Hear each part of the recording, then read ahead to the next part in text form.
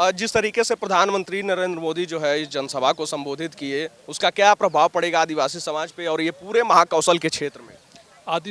आदिवासी समाज हमारा जो है ऊंचा उठेगा। उज्जवल भविष्य योजना है, उजाला योजना है, लाडली बहना योजना है, मोटा अनाज है।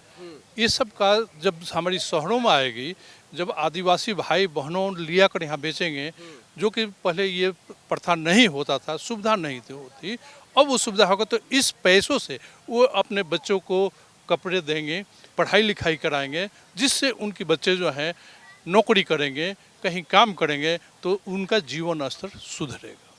जिस तरीके से प्रधानमंत्री मोदी जो है ये बोले कि आदिवासी समाज के लिए बीजेपी सरकार ही सुस्ती आई है, वो चाहे अटल सरकार का जिक्र किए हों या ये बीते मोदी सरकार का जिक्र किए हों, उसका प्रभाव क्या पड़ेगा?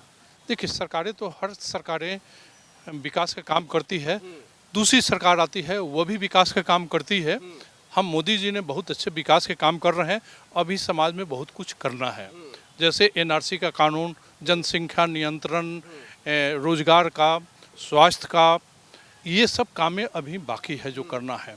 जब हमारे पास रोजगार नहीं होगा तो हमारी महिला लाडली योजना हम दे देंगे, चाहे उज्ज्वला योजना तो 600 रुपया आएगा, तो हमारी लाडली भैया क्या करेंगे, कहाँ से लाएंगे? वो 600 रुपये भी कहाँ से आएगा जिससे सिलेंडर खरीदना है? जी, उससे तो हम सिलेंडर खरीद लिए, लेकिन जहाँ से लाना है वो कैसे भैया जी लाएंगे?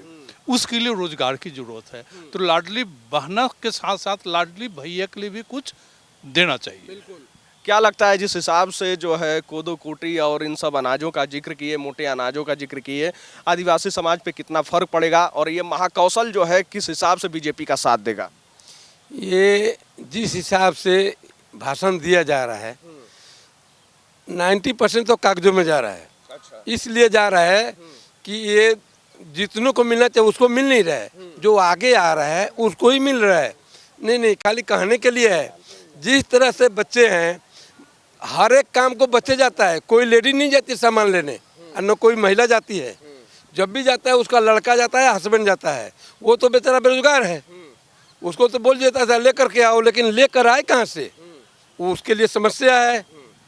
पढ़ाई तो कर लिया BA एम में, लेकिन रोजगार 10,000 का भी नहीं है।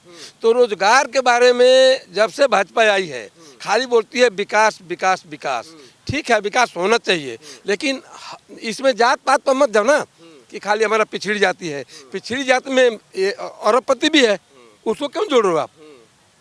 पिछड़ी जाति में अरबपति है, हरिजन में अरबपति है, आदिवासी में अरबपति है, तो उस सबको एक सूत्र में न लेकर के सबको समाने के लिए सब जात हो, सबका विकास हो। इसमें कोई जरूरी नहीं है कि आदिवासी हो, इसमें एक से एक फॉरवर्ड भी है, एक से एक ऐसे आदमी लोग हैं कि जो 2 टाइम खाने के लिए नहीं है, उनके लिए क्या किया जा रहा है? उनके ऊपर सरकार ध्यान नहीं दे रही है। हमारा ये रिक्वेस्ट है, ये प्रार्थना है मोदी जी से कि आपके जितने विधायक हैं, सांसद हैं, पहले तो उस पर आप दबाव दीजिए, उनको सुधारिए, उनका पेमेंट कम करिए। जिस तरह से फौज का पेमेंट बंद कर दिया है आपने, बोलता है या फिर सरकारी संस्था टीचर हो सबका पेंशन बंद हो गया, लेकिन जो है विधायक सांसदों का जो है पेंशन नहीं बंद हुआ। 2-2 ले रहे हैं, 3-3 ले रहे हैं, जो कि नहीं लेना चाहिए। आप बोलते हो कि गरीबों को पैसा दूंगा, वो आप कहाँ से दे रहे हैं? मोदी जी आप अपना पेमेंट तो अपने घर ले जा रहे हैं, सब विधायक अपने घर ले जा रहे हैं। 10 करोड़ की योजना बनती है, उसमें 5 करोड़ आपके पास जा रहा है। तो ये हमारे बीच वाले जो भाई हैं वो रो रहे हैं, वो खून चूस रहे हो आप लोग। इसके लिए दिल्ली में आंदोलन भी हो रहा है, रामलीला मैदान में। सुनेगा, उसको उठा करके जेल में भेजा जा रहा है, मारपीट हो रही है। जिस तरह से फौज में आए, 3 भाग में बटा गया, एक सिपाही एक अधिकारी। जैसे आपके जैसे बीच में हमारा बेटा गया, प्रमोशन लिया, उसको नो पेमेंट, नो जो बढ़ोतरी हुई है 5-5 हज़ार, कोई बढ़ोतरी नहीं है। तो इस तरह से भेदभाव क्यों किया जा रहा है? मोदी जी जिस तरह से भगवान को आप मानते हो, शिवराज सिंह चौहान बोले कि भगवान है, भगवान के लिए सबको एक होता है।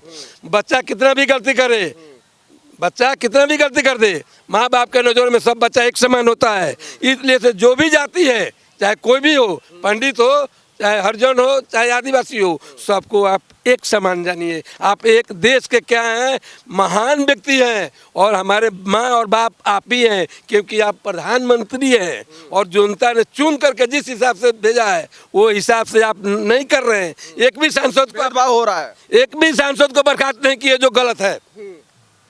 कौन सा सांसद, किसकी बात कर रहे हैं? कैसे सांसद भाजपा का ही है। कौन सा नाम बता दीजिए। नहीं नहीं नहीं, नाम बताने के लायक नहीं है, इसे ऐसा नहीं किया जाता है। नाम बताने से तो फिर और बात होगा, बहुत ऐसे बात। हम ये जानना चाहते हैं कि सांसदों को विधायक का पोस्ट क्यों दिया गया? हर जगह प्रमोशन दिया जाता है मोदी जी, तो आप डिमोट क्यों कर रहे हैं? उसको क्यों डिमोलाइज किए? केंद्रीय मंत्रियों को टिकट दिया गया। क्यों क्यों आप ले आए?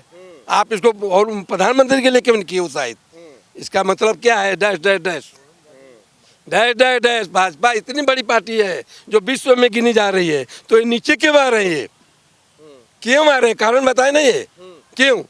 ये अच्छा, ये हर एक स्टेट में घूम रहे हैं, हर एक डिस्ट्रिक्ट में घूम रहे हैं। जो विधायक काम नहीं कर रहे, क्या इनको नजर नहीं आ रहा है?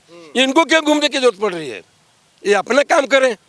मोदी के चेहरे पर ही बीजेपी कब तक वोट मांगती रहेगी? ये तो संभव हमेशा के लिए नहीं है।